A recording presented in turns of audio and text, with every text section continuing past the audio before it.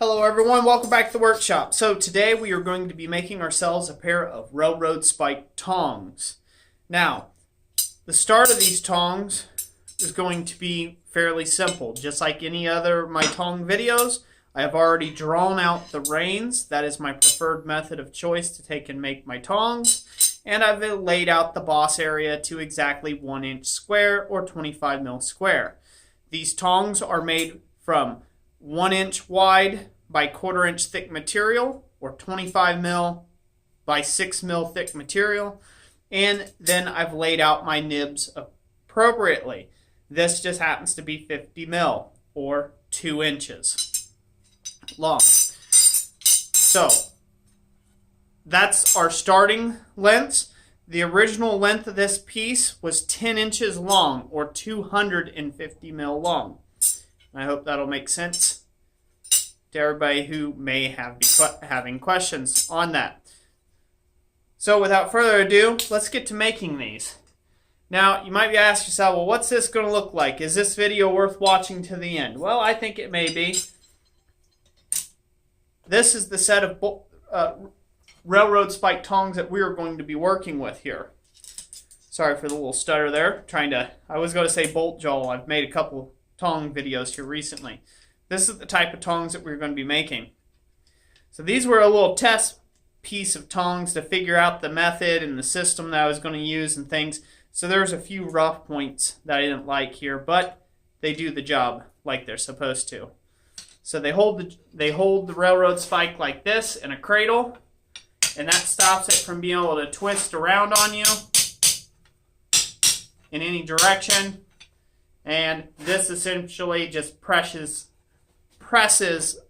pressure down into this so it seats it tighter and tighter as you hold it. But this will be the type of tongs that we will be making today to take and hold railroad spikes. Okay, the process is as follows. We are going to set this on our 2 inch mark or 50 mil mark. And we're going to just start upsetting this material straight down if we can. What we're trying to do is create a nice square piece here, or a semi-square piece. Okay? First step in this process.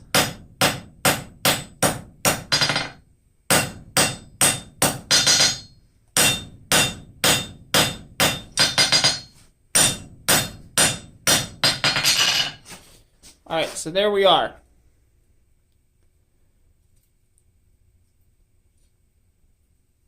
We do not want to correct the thickness here. We want this to get wider yet.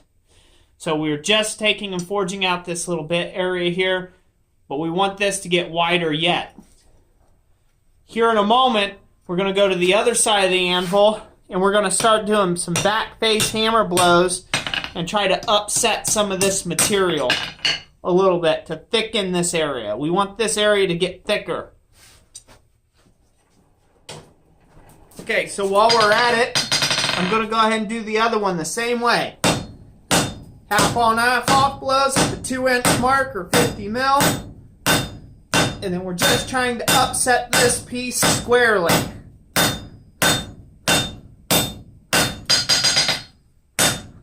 We want to square this up.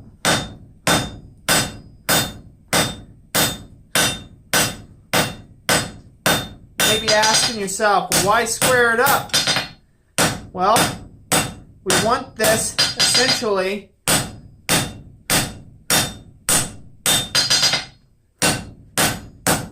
square is easier to upset than a rectangle, or a round for that matter.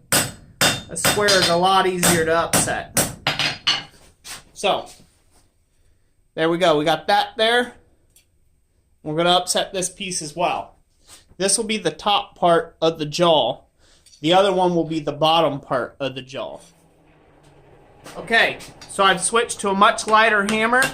And I'm just going to begin to try to upset just the jaw area.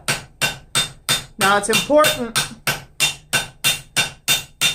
it is important to keep in mind that you don't want the boss area to be very hot while you're doing this upset. Remember, do not correct the thickness. You're trying to get this thicker. So we're just going to upset this some more.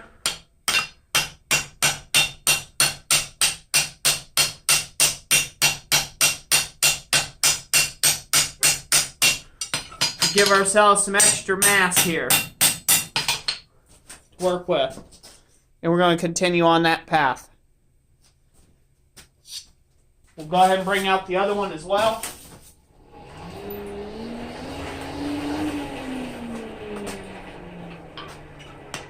And go ahead and get it upset. Hammer that in a little bit. Give ourselves enough of a lip.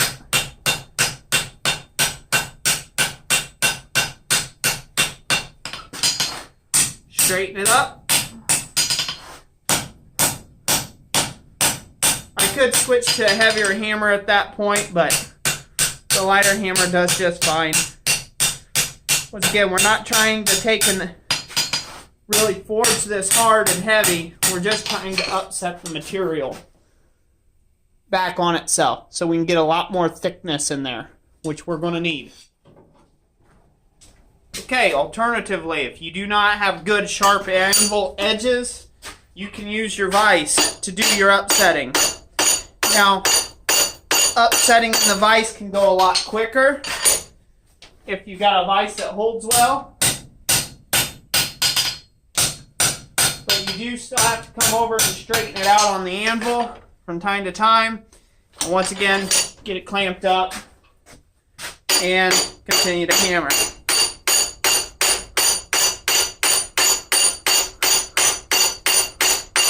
There we go. That one's upset enough. Now that's our bottom jaw. So as you can see, we got a lot of material out of some 1/4 inch or 6 mil stock. That there is about 12 mil square or 1/2 inch square. That's what we need there. In fact, it won't matter if it looks just like that for the next stage. I'll get the other one to this point, and then we'll be at the anvil. Okay, now we're going to take both these jaws that we have done upset, and we are just going to flatten them down. Nice and broad-like.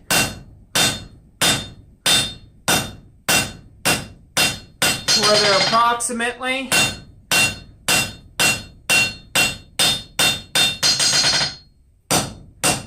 1/4 inch thick, 1/4 to 3/8 inch thick, or 6 to 9 mil thick, if you will, for the metric side of things.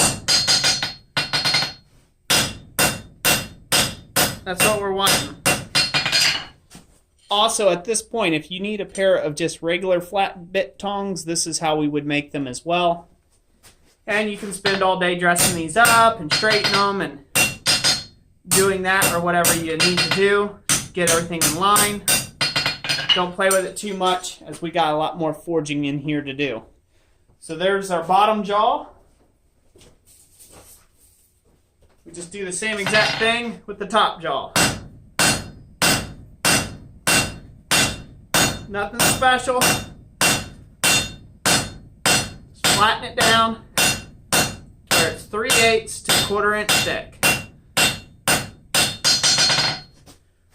Or 9 to 6 mil thick.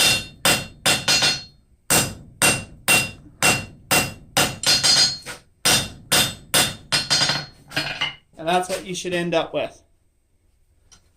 So now one of these, if you remember our example, is going to stay flat. And that's what we want. And the bottom one is going to end up being slit and drifted and shaped much like a bottle opener. So that's the one we're going to work on first, is the one that needs to be done like a bottle opener. So your top jaw is essentially done at this point. So there's no more work to be done there.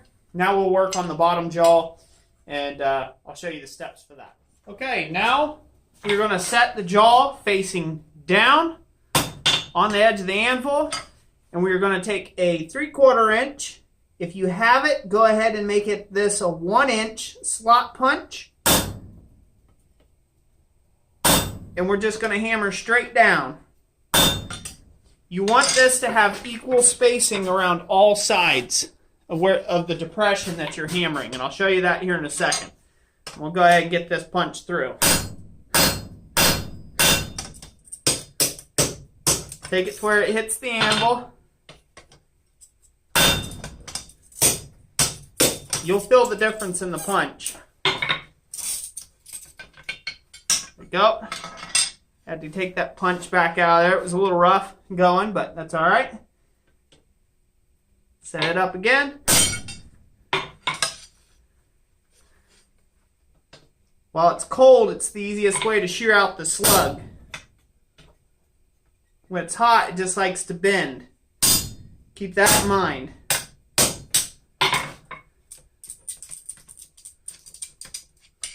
There we go.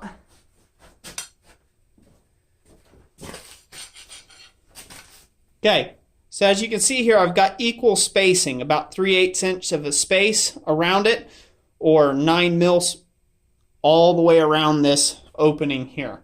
That's imperative that you have that thickness, because as we drift open this material, those walls are going to thin out quite a bit by the time we get it to the size that we need in order to fit in a railroad spike head. So that's important.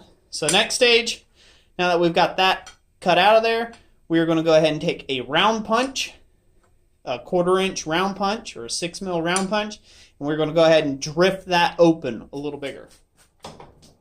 Okay, now that we've got it nice and hot, we're going to go over the Pritchell hole. We're going to use a 1/4 inch round punch right in the center of it. And we're going to go ahead and start drifting this.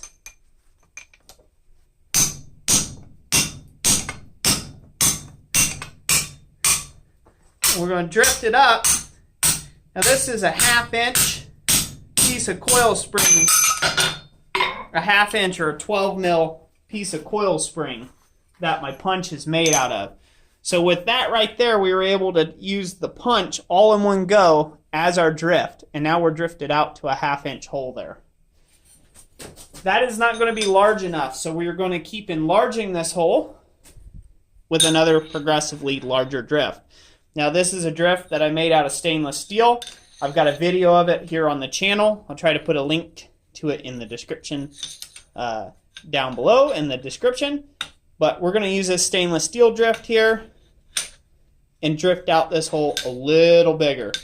We are probably going to drift this out to approximately 3/4 of an inch in diameter is how far we're going to drift this out. And then we're going to go ahead and forge on this to widen it out the rest of the way. We may go as far as 1 inch or 25 mil round diameter hole here to fit that railroad spike head in there.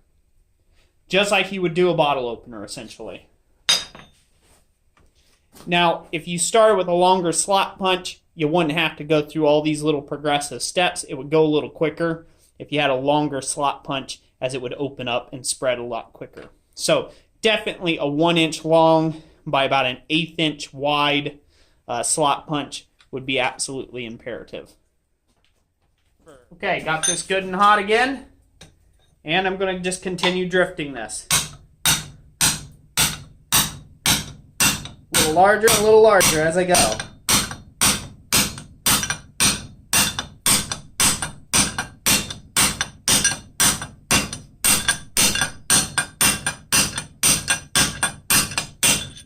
Do not make the mistake of working that too cold. If you work the material, this mild steel, too cold, what you'll do is you'll start developing cracking along the outside edges and internally, and those will split through on you in later heats. So take your time and just go up in stages. All right. Every drifting heat needs to be as high of a temperature as you're comfortable with the material you're working with. You have to make sure it's a really nice hot temperature.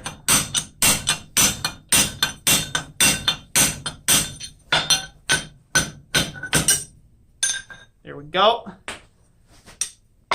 All right. Now I'm going to say that looks pretty good. That will be exactly 3/4 of an inch.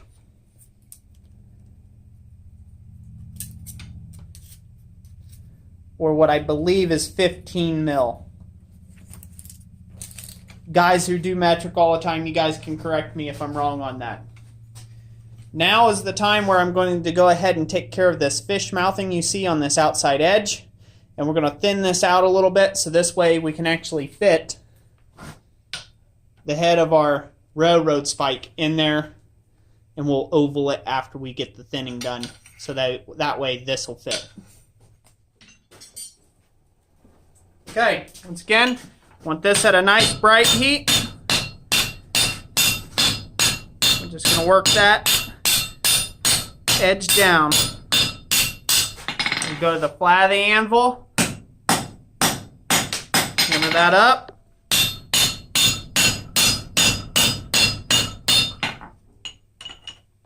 And just work this like you would a bottle opener.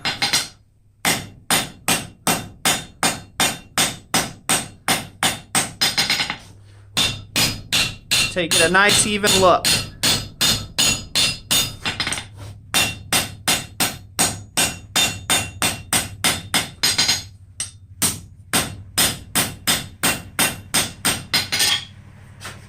Alrighty, so there we are. So now what we'll do is we'll squat this down so this way it'll fit the railroad spike itself. I've switched to a smaller hammer. I'm going to hook this just right over the edge and start giving this some light taps to start ovaling it up. And you're going to see it's ovaling to one side. I'm going to just start hitting it like that, and that should push it back over to center it. And then I'm going to focus my tapping on that side a little more until I get this where it's back even. That's the ideal of it. Now don't go getting too carried away with this. You have to remember there is a thickness to this as well that it has to be able to grip into. So don't go getting too carried away with squatting this down and then having to just open it back up. So take it down in stages and keep checking it towards your supply of railroad spikes to make sure that they're going to fit. And that's what you're aiming for right there. A good fit up like that. This does not have to be super tight because you want it to be able to hold multiple types of railroad spikes. So just let that be known there.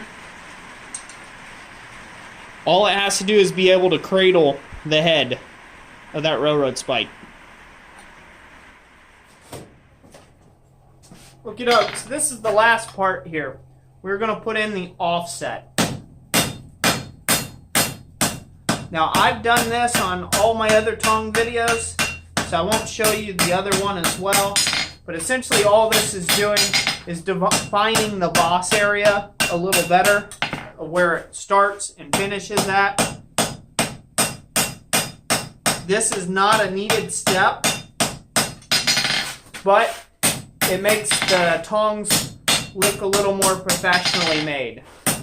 So once again, this is optional. This is completely up to you to do this. Do not feel by all means obligated that this is something that you have to do at this stage. So I'm just going to essentially make the other one look exactly like this. And then I'm going to drill and go ahead and rivet it together. I'm going to go ahead and drill it and then rivet it. I won't make you sit through that. Essentially the process is the same. I drill my holes, put the two halves together, I place in a rivet, I cold work the rivet first just so this way it holds them both together. They go back in the fire, heat it up, and then I use my rivet set that I made in another video. There's the bottom part of it, and there's the top part of it. I use that to set the rivets and create a really nice domed head. So I will go ahead and do all that and come back with you, and we will move on to the important part, which is getting these to fit and adjusted to hold the railroad spike itself.